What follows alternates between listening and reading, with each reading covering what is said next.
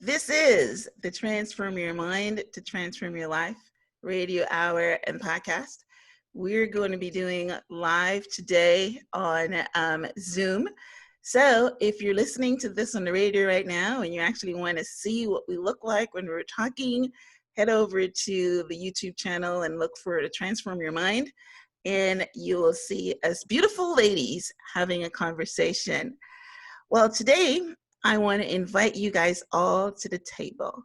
We are going to be talking on the topic, the color of love, interracial marriages in America. And in my guest here today is Ericka Augustis. We were friends. We worked at Office Depot for about 10 years together, and we have maintained friends. And I decided that I wanted to get into the conversation on interracial marriages because of what's been happening in the world and specifically in America in the last month or so. So it's a very difficult place to be, for a Black woman, Black man. But then I think it's even a little bit more complicated when your partner or your spouse cannot understand a lot of the times your Black experience. So I was listening to a podcast, a few weeks ago, and this lady was talking about her experience. She was married for 13 years to a Black woman, was married for 13 years to a white husband. The marriage dissolved, not because of any kind of racial problems, but she said it contributed to it because her husband never really got into the conversation. If she would come home and say that, she was discriminated against, he didn't have a response or didn't talk about it. And then the host asked her the question, can a white man love a Black woman and still be a racist? And her response was, love has nothing to do with it. Now that piqued my interest.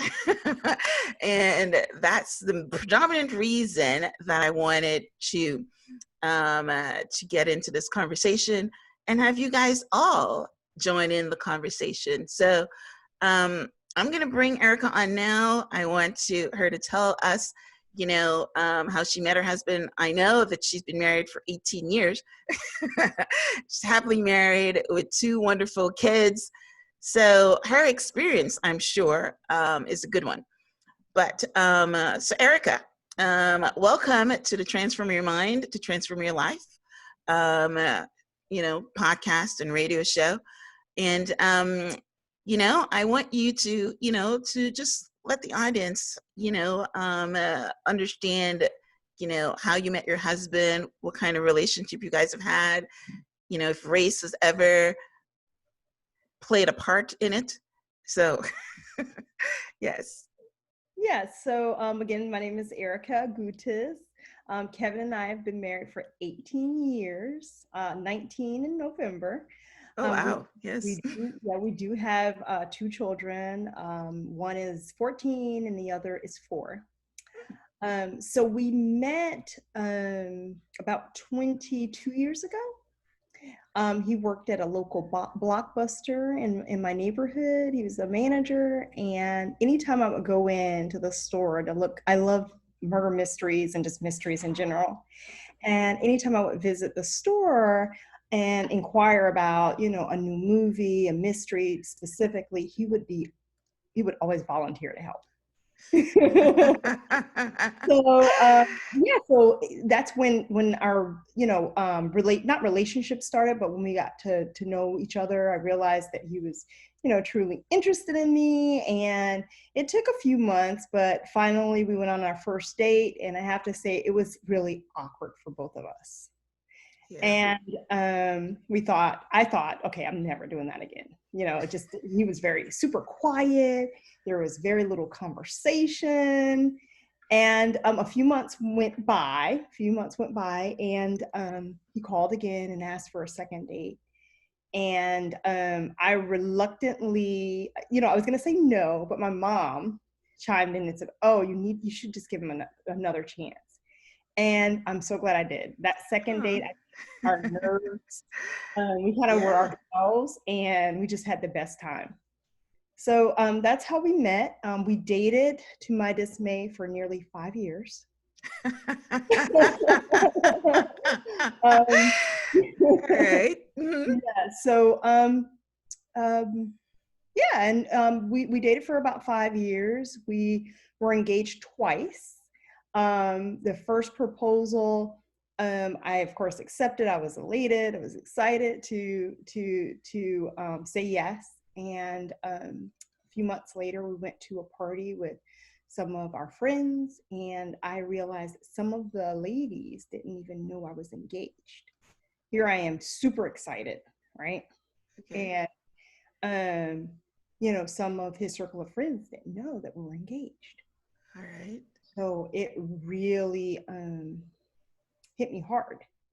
I felt like, okay, I'm really pressuring him into this marriage, because, you know, I'm 20 in my mid 20s. I'm ready to settle down. And here I am. I finally have the ring. And I seem to be, I mean, of course he was excited, but, I felt like, it wasn't mutual.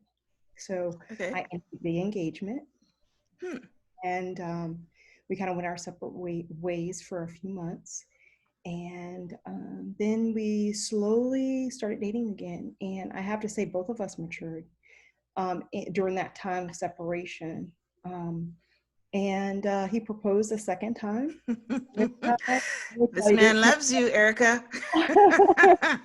he is like, my husband is super shy, but we were in a restaurant. He got down on one knee in front of all of these people and proposed to me a second time. Okay, I'm like, okay, this time he truly is proud, Ready. Right. excited. We're Hmm. on the same level of excitement. And yeah, we got married like a year later. So I hope I answered your question. Oh, you answered it beautifully. That is nice.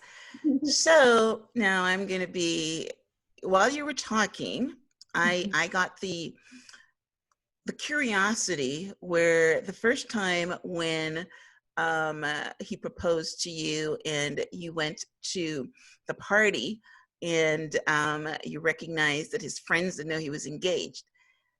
Right. Did you think that he was maybe didn't want to tell them because you were a Black female? Did that cross your mind, or you just thought that he wasn't ready to be married, period? Not ready to be married, period, because I Okay. was around his circle of friends for Okay. over 4 years. We all spent vacation together, so it wasn't that. I just felt like he wasn't ready, and I was Okay. forcing him to do something Okay. sooner than he was prepared. So I'm going to ask you another question as a follow-up to that. So in all the time you guys dated for 5 years, you got engaged twice, race and never reared its ugly head. You saw him as, you didn't see color. Like when the question is the color of love. Did you guys not see color at all? No, none of your friends said to you, hey, Erika, he's white. None of his friends says, hey, what's your husband's name again? Kevin. Kevin. Yeah, my son is Kevin. Why would I forget? His friends and say, Kevin, she's Black. Nothing.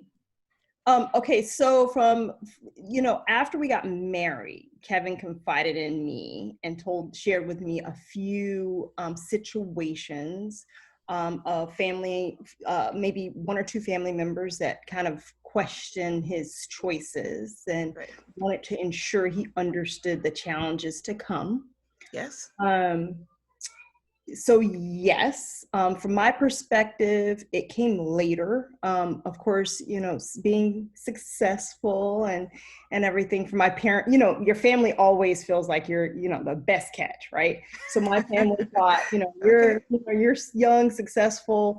Some of my uncles felt as if, why are you dating someone that doesn't look like me, kind of Right. thing. Okay.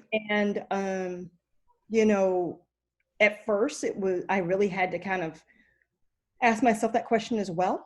And then I realized it's not as if I said, okay, I'm going to find a Caucasian man. Those are the only men I'm going to meet. No. I mean, um, Yeah, it, yeah, it yeah. happened. It happened, Yes, and it yes. was a big Love thing. happens, you know? Right, Exactly. So it right, wasn't, right. And so love is colorblind, actually, for anybody that's listening. You know, it's colorblind. It's an emotion, it's a feeling, and it doesn't see color. But anyway, go ahead.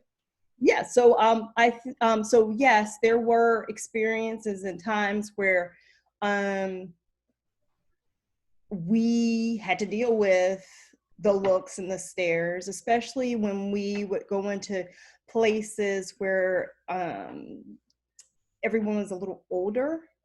Yes, You know, yes.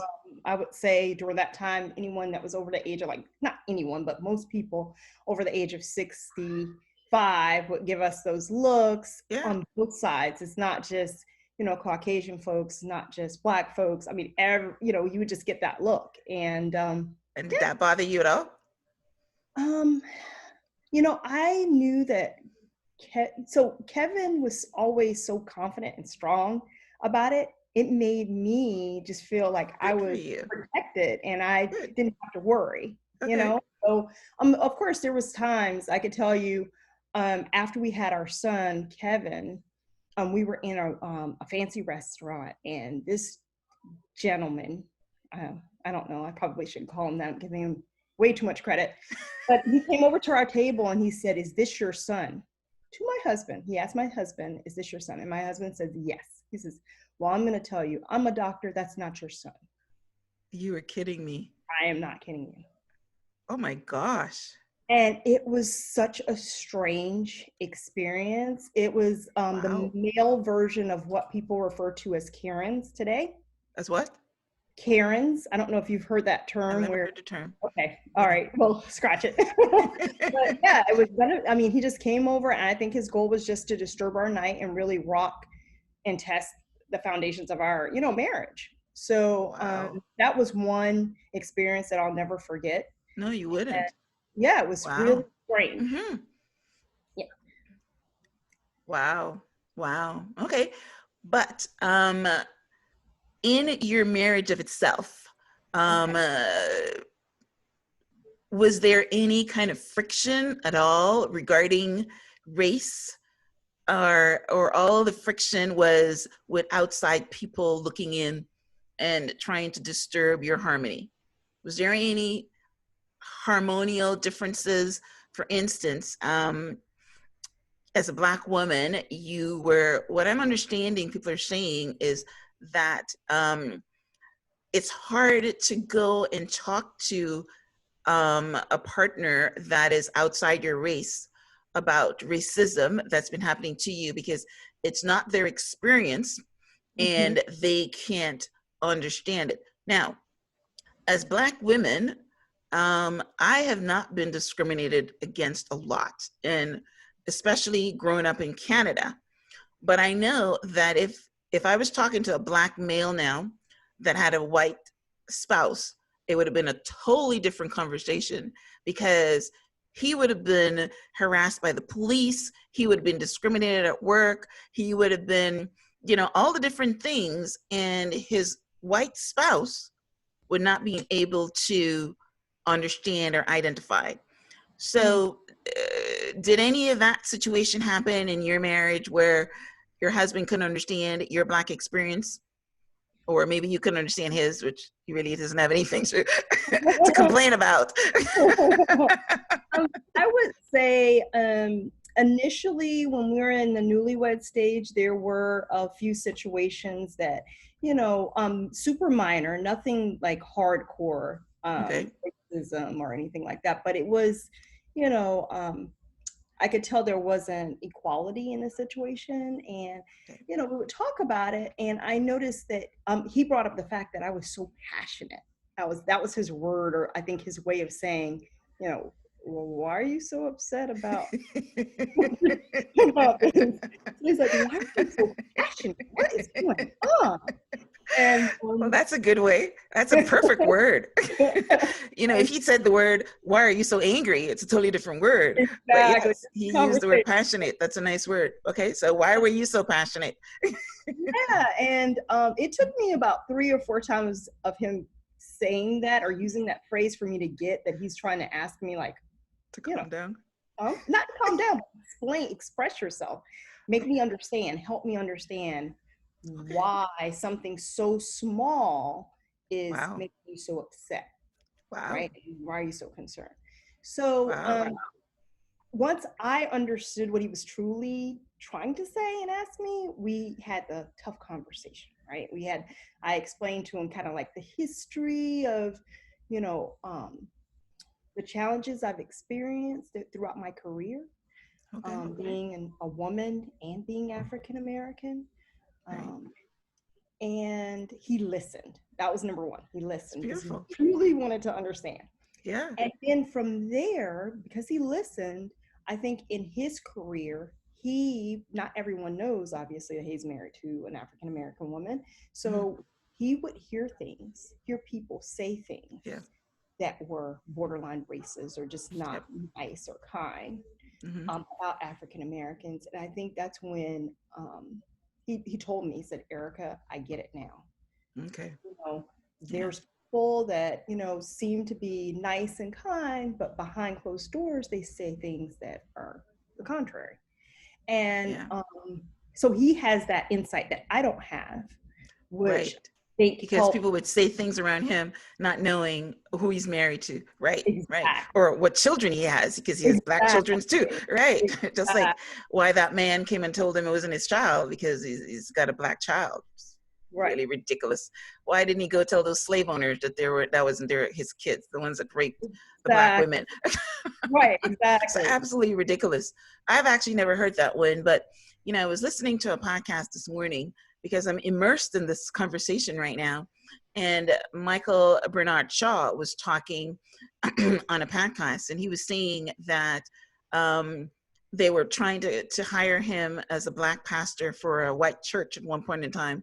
And all the Christians that were saying that they were not racist, as soon Mhm. as they were going to hire him, all the closeted racists came out, Right. and they're talking about how the black people are going to come to the church and they're going to, actually he said that the neighborhood was going to go down and all kinds of horrible things. And basically what he's saying is, yeah, the good Christian people that's saying, they love everybody, as soon as they were going to hire him, then they all came out. So that's basically the same thing. The closeted racists is the Right. racists that you don't know.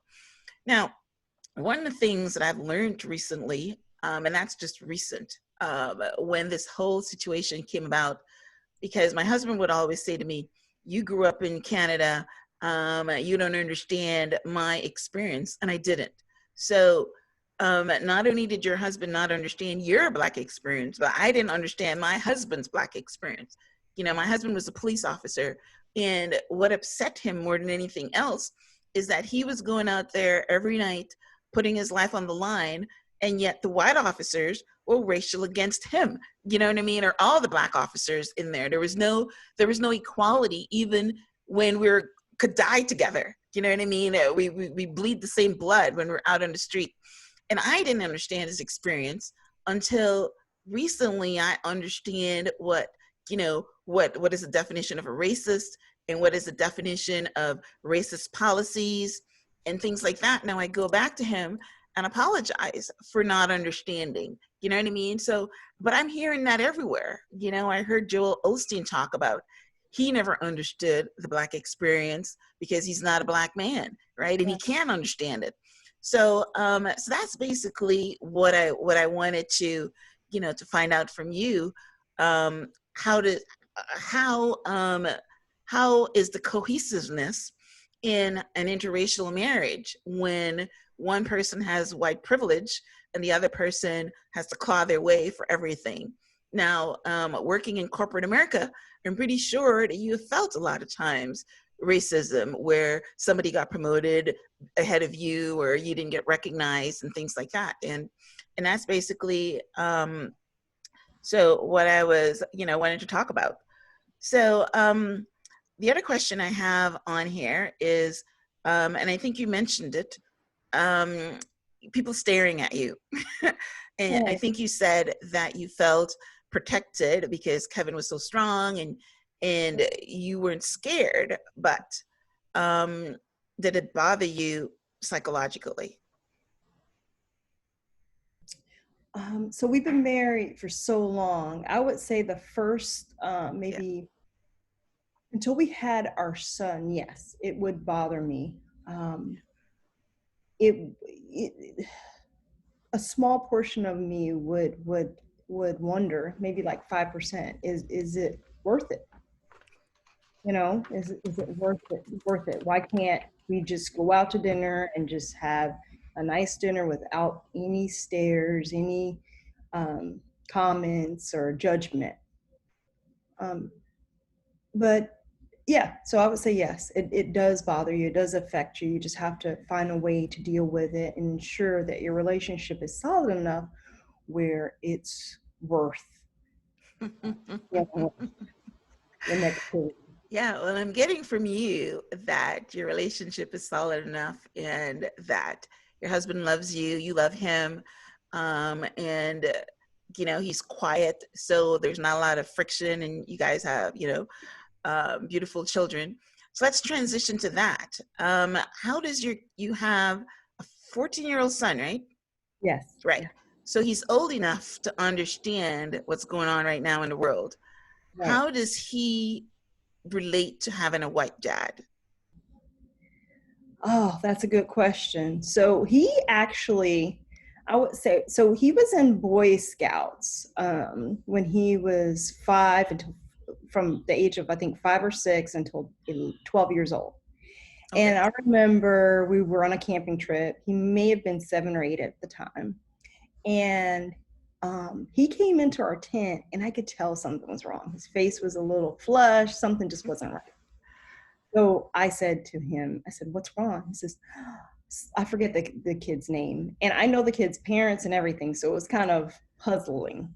But the kid asked Kevy, um, why is your dad white and your mom black? Honest question. Yeah, but of course I didn't take it that way at the time. I'm like, why? You know, It's an honest question. Kids don't understand, so he's asking the question. Okay. yeah. So I said, well, what did you say? And he says, I said, because they love each other. And Oh, when he said that, I'm like, oh my goodness. I don't know if I was like, I couldn't even organize my thoughts to think of what I was going to it's say to him. beautiful. And so that's like something I often like think about. But I think that in speaking with Kevin and just everything, I think he's okay. Has he had any? I think I'm trying to think of how to articulate some things that we've encountered.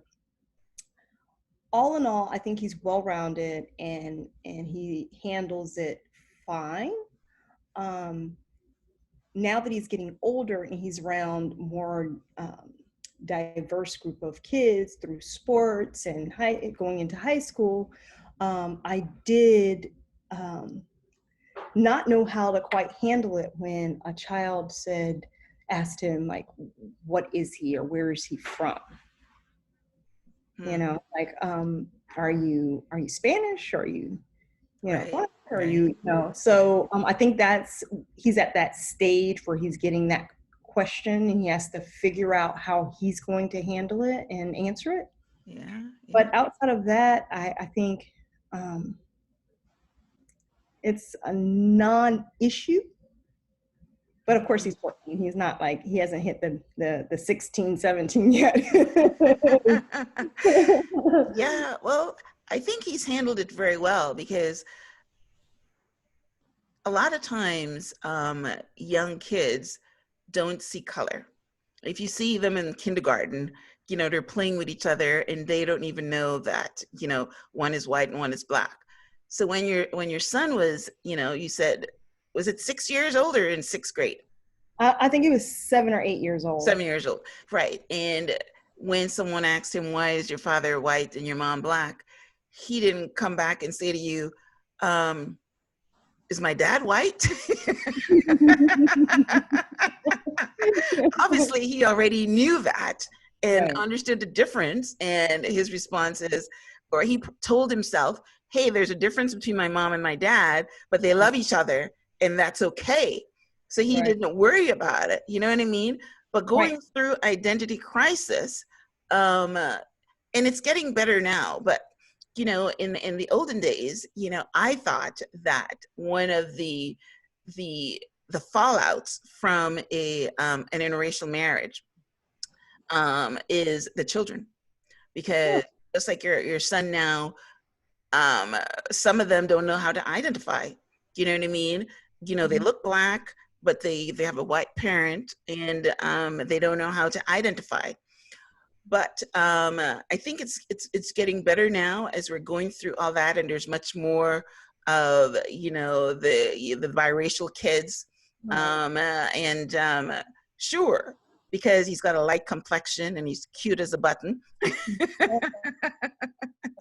you know People or kids or anybody would want to know, yes, if he's Spanish, right? But it happens, anywhere. I mean, I had a massage the other day with a girl that looked like she wasn't from here, and I said, "Where are you from?" And she says, "Boston."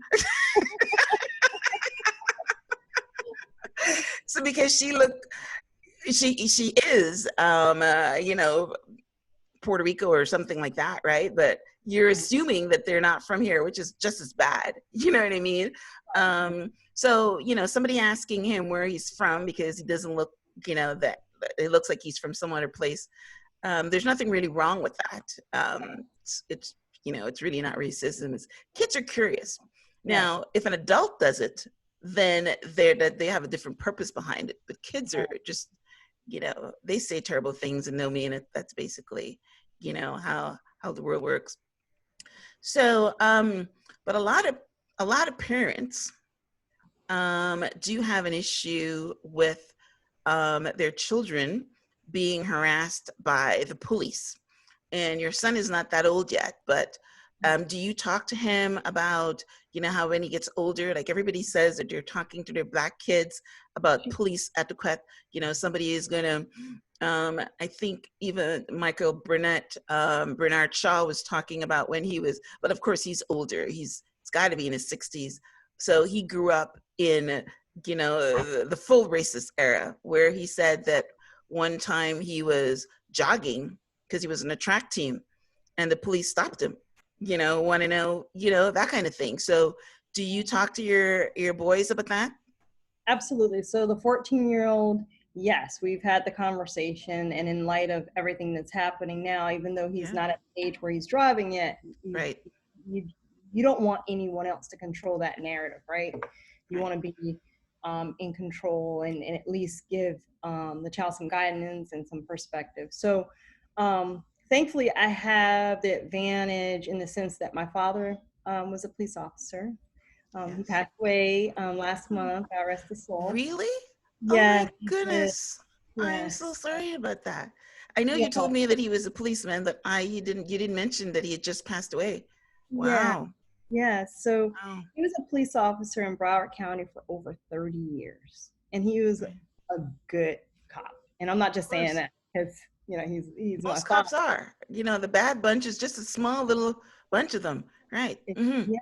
So I mean, I can vouch that he was a good cop. I've had 3 men in my lifetime come up to me and tell me how my dad helped save their life. Now that I think Wow. about it, I wonder if it's like literally, but Wow. yeah. So and my dad would come home at times and give us examples of things that he experienced, and so I share that perspective with Kevy, some Mm-hmm. of the tips that my dad gave us. Mm-hmm. Um, Do you want to share it? Oh, I guess I could share one of them that comes to mind. Yeah. Always be honest when a police officer pulls you over. So my father said that one thing that really infuriated him is when he would stop someone and ask them a question or a series of questions, and they tell him and they're dishonest, even if it's small, because he says if someone's dishonest, then he doesn't believe anything else they say, and he goes the extra mile to validate everything they say, and it really upsets him. That was one tip. And then I remember dating this guy, and he had tinted windows, and he drove up to my parents' place, and my dad was furious. And he came out and he was like, you're not dating him anymore. If he has those type of windows, He's up I to no don't good. see him again. And, I'm thinking, what is wrong with, this is profiling. What's going on here? And so, later that night, he pulls me aside and he tells me why. He explains to me that when a police officer pulls someone over that has tinted windows that dark, you don't know if you have a gun pointed at you. You don't know what's going on inside the car because you don't have visibility. Yeah. And so, and if someone wants windows that tinted, why? Like, what are they trying to hide, right? Mm-hmm. So when he shed that light or, explain that to me, I had a different perspective, right? So it's not that everyone that has tinted windows are bad, but from his perspective, it just causes for, some kind of, not alarm, but, he has to be cautious. So, I gave we shared those tidbits with my son. Mm-hmm. And, in addition, I would have to say, I can understand, the conversation you had with, or the situation that you had with your husband, because, growing up, when anyone had anything bad to say about police officers, I would get so upset, Myrna. Because my dad was, good cop, so I'm thinking, Yeah, everybody's like my dad, yeah. And as time went on, I think I was 27 before I realized that some of those stories, the stories that I've heard about bad police officers, could be true. Mm-hmm. I was traveling on business to Virginia, and I was pulled over by a police officer, and um, before I knew it, there was 3 other police cars pulling in right behind him, and they got out of the car with their guns drawn. Wow. And here I am, super naive, and I did not.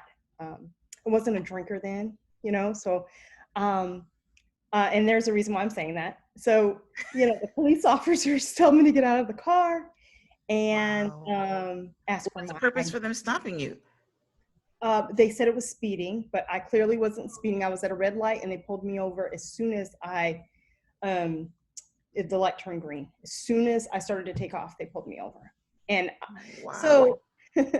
so they get my ID, and here I am, super naive, Myrna. I had no idea anything was going on. You thought all cops were good? Yeah, I thought all cops were good. They took my ID. They tell me to get back in the car. My boss at the time, an African-American man, he was the director of our department, was in the passenger seat. Oh. Of the car. Okay. Okay. They take my driver's license and they go back to their cars. We sit in the car waiting for them to run my license for about 30 minutes. Wow. Then another cop car shows up. And this time, I guess it's the chief or I don't know, some higher level police official. Uh-huh. And they tell me to get out of the car for a second time. I get out. I can't see anything in front of me because all their flashlights are in my face.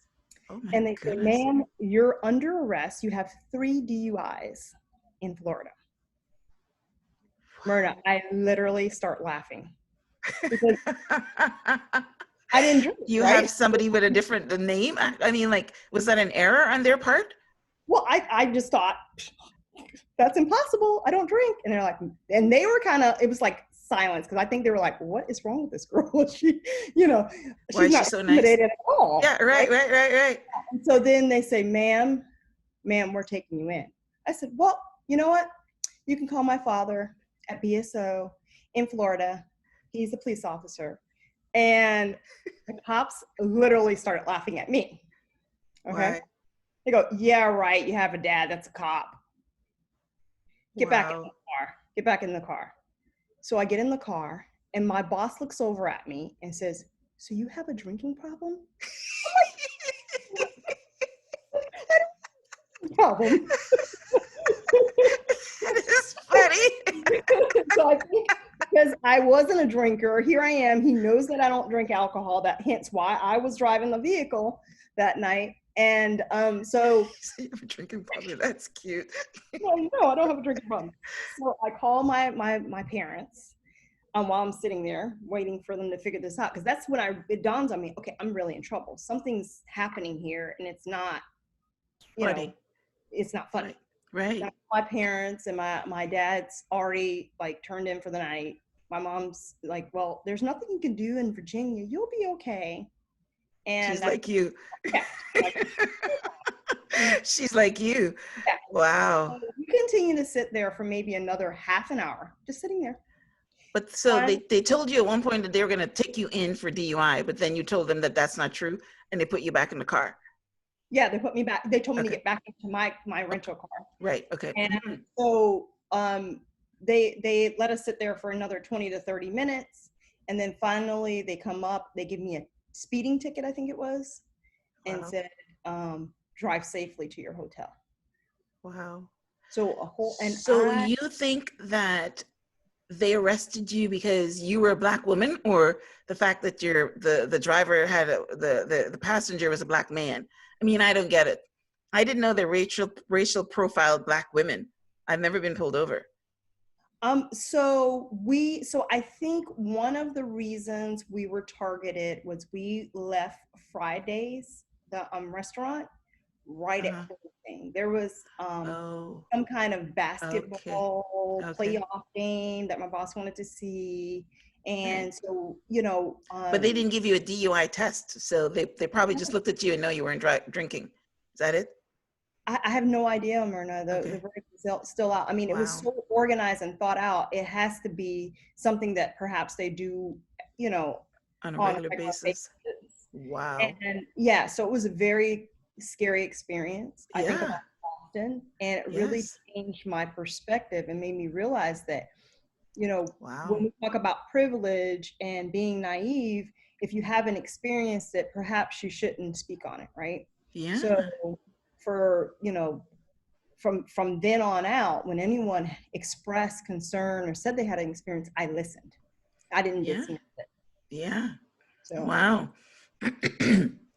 Wow. That is that is an experience that the Black men all talk about, where the police stops them for no reason, and then it turns into something really bad. Look at the last guy; he was sleeping in a car, and it turns out he's dead because they stop you for some stupid reason, a taillight, a dark tint. It's really funny that you bring up tint, because that's another reason that they stop you, because your tint is too dark, and then it turns into, somebody is dead because the person on the other end is, upset that they're being targeted, and maybe don't respond like yes sir, whatever, what, you know what I mean, and mhm. with some form of aggression, and then it turns into something.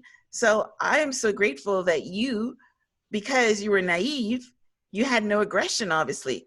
And Right. that's, but seeing 4 police cars pull up, but shining in your, and you weren't speeding, because so it was some kind of, wow, that is a story that it's good that you've experienced it.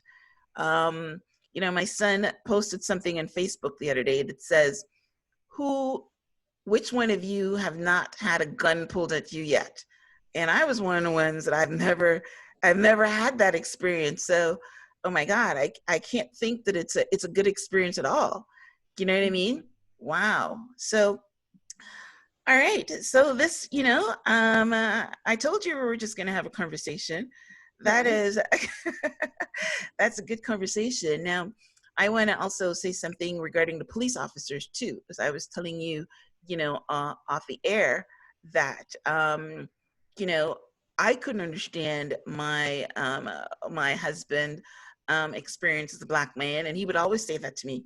Oh, you're a Black female from Canada, and Mm. my only racism, covert racism is, we live in a community, and our community doesn't have a pool, and the community, across the street had a pool. And when my kids were younger, like under 10, I said to them, hey, let's go over to the next door pool and swim. It was Mm. just a treat for them. As soon as I walked over, this white man told us that we better leave. And if we have to go in that pool, he's going to call the police. And I said to myself, the only reason that he knew that we didn't live there is because we were Black and there was no Black people in the complex. And when I left there, I felt so dirty because, he treated us like inhumane. Any other person would say, hey, they're just little kids. You know what I mean? They just want to swim. You know what I mean? They're obviously from around here. They might even been visiting someone in the complex. You know what I mean? But he said, you guys better not go in that pool. If you go in that pool, I'm going to call the police because you don't live here. You need to get out. Wow.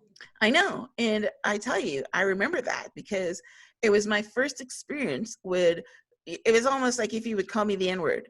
You know what I mean? It was that bad, the way he responded. We need to get out of there. So, as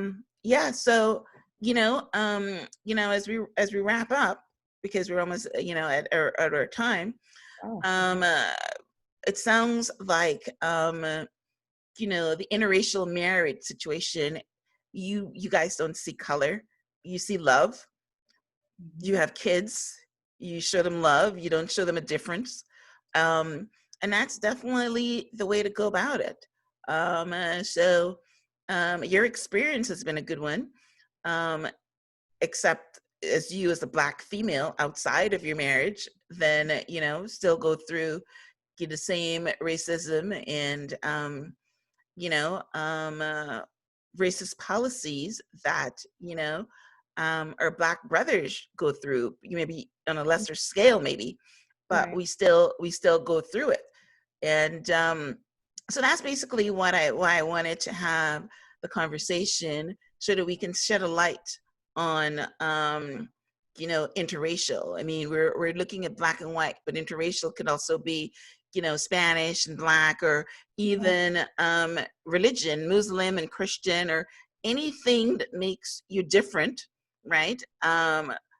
It causes some controversy, or causes Right. some friction. You know what I Right. mean? And so you guys have handled it, real well. Well, I like to think so. I don't want this podcast to end with me making it sound like it's just perfect, right? So there are challenges. Don't get me wrong.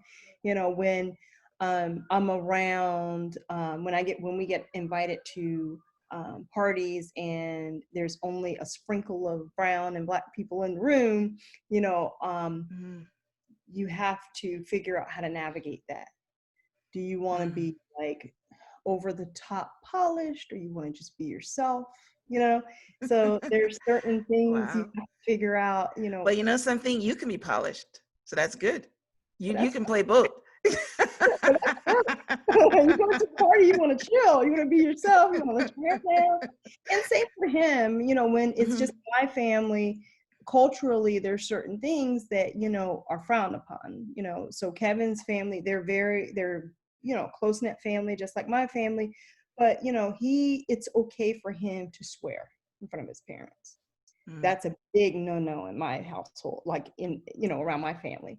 So, Mm. certain things are off limits and we have to share that with each other, you Right. know, what those things are, so we don't offend anyone That's that we're right. not intending to offend, Hmm. right? So yeah, there are things, and some of it, it's just become so routine because it's been 18 years, but yeah.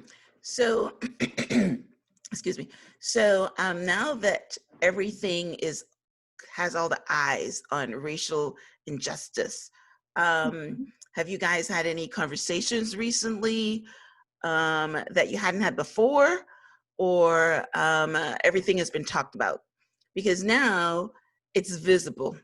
You know Right. what I mean? Race is in the news. It's on the forefront. They're protesting, and people are talking about systemic injustice and racial. And a lot of white people are saying, "Hey, I don't understand. I've Right. never had to worry about these things, but now that I saw that George Floyd, got killed, Right. now I'm going to stand up. Now I'm gonna do something about it." So has there been a change with It, Kevin per se? absolutely not, because when Okay. you're in this type of relationship, you deal with it on a daily basis, Oh, right? wow. So Wow. every day you encounter like if you're dealing with the public or you go in a public space, you're dealing with those types of situations where people are looking, people are asking questions. So Yeah. it's a conversation that you have, you know, more often than not. Yeah. So some people are just sitting at the table having these Yeah. conversations. Yeah. Like, Yeah. Yeah. well, Yeah. if you're in a relationship like this, it's something that you have to deal with if you want it to work, right? Yeah. So I would say that I'll give you an example. So Kevin was working with a group in his organization, a group of ladies, and he said they were so difficult to work with. They actually called him a racist. So it was two sisters, and they mumbled a racist, you know, as he was walking away, and it really hurt him to Bothered his heart. him. Yeah. So he comes home and he's all hot and bothered and all passionate, right? I like the quotation work. And so I said, honey, all you have to do is let your wallet open up, because he always kept a picture, a picture of Oh, wallet, right? So I said, you should let that's a your good one. wallet all open and they'll see the picture and you'll be fine. He's like, that won't work. I said, trust me, I'm a sister. So time went on. It took him like 2 weeks to build up the courage to do it. Right, He right. did it. And let me tell you, those ladies loved him. After they were so nice to me. They brought me Okay. behind the counter and were talking to me. I was like, you know, so I think, you know, we all can learn that it's not just, you know, white people that can be racist. We also have to Oh, work yeah. on ourselves and make sure that just because someone looks a certain way or says one thing we don't like, they're not automatically You're racist. racist. Yeah, right, right. Yeah. So we can actually end on that because I just found out the definition of racist because I always used to think, maybe like those women, that if you don't like a Black person, then you're racist. Or if you're Black and you don't like a white person, you're racist. But that actually has nothing to do with it. The definition of racist is the fact that you think that one race is superior to the next, right? So you think that as a white person, that you're superior to a Black person. And that's real, the white supremacists come in. Or they treat, you know, Black people like we're not humans, right? Like we're cattle, or we're something that can be owned as part of slavery. So that's racism. It doesn't mean that, you know, you don't like one person or you don't like whatever. And then racist policies is when you don't hire a Black person, or you don't hire a white person or a Spanish person or immigrant or whatever, or you don't promote them.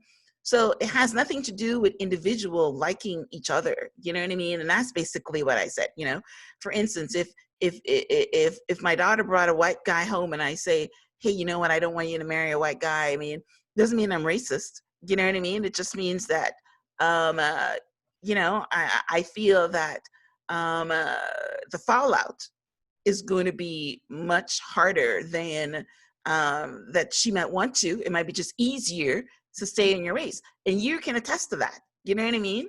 You've had 18 years of having to maneuver around it. But you guys love each other, and that's why it's worked. Because love heals all wounds. You know, it's the universal power. And in fact, that's what Michael Bernard Shaw said, that if you love, really love, then all this will go away. You know what I mean? So that's good. Yes, there are going to be challenges. So listen, I thank you for coming on and having a seat at this table. I appreciate it. I hope our listeners learned a few things that, interracial marriages can work. They can be successful. You just have to have love and talk about it, the differences. You know what I mean? Communicate them. And I love your son's comment. Yeah, why is your mom Black and your father white? Because they love each other. That should definitely be the quote. So definitely. So, all right. Well, listen, I want to thank you guys all for being with us until the end. Thank you for having a seat at this table with our conversation.